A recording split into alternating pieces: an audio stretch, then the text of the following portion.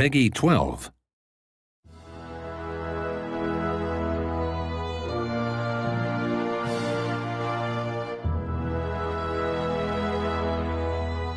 Welcome to this video diary for the new expansion for Victoria 2, Heart of Darkness. I'm going to be talking about some of the new features and show you a bit about how we were thinking when we designed them and how they work. The first feature we started with was to add newspapers to the game. The 19th century was a period where the Industrial Revolution made it possible for mechanical printers to print large amount of newspapers. In the game we put in about 60 individual papers, and it depends on your ideology and things like that. So, for example, if you have a communist revolution in your country, your newspaper is going to change. You'll be reading the Daily Worker instead of your Daily Mail, for example. Newspapers give you three things that we wanted. The first one is historical flavor. We've written a couple of hundred historical events and articles that are presented to you through the paper. The paper comes out roughly once a year, and it will have special editions that do come out if there's a big event like the ending of a great war or resolution of a crisis.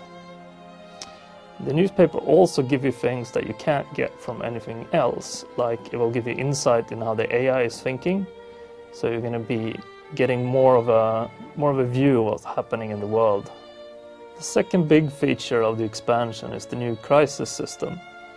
The 19th century, what made it pretty special was the fact that you had these big old empires and also very strong nationalism. This led to a pretty unstable climate. We wanted to capture this, and we've added a new system that basically adds diplomacy where you can exchange land without shedding blood. It also gives an option for smaller nations where they can leverage the power of great powers to expand their nations.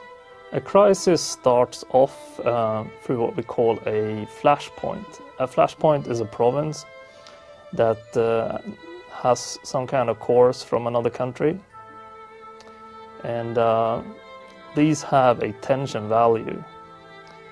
Smaller nations like that would have their cores there can use a national focus to boost the tension, and this is basically to get the attention of great powers.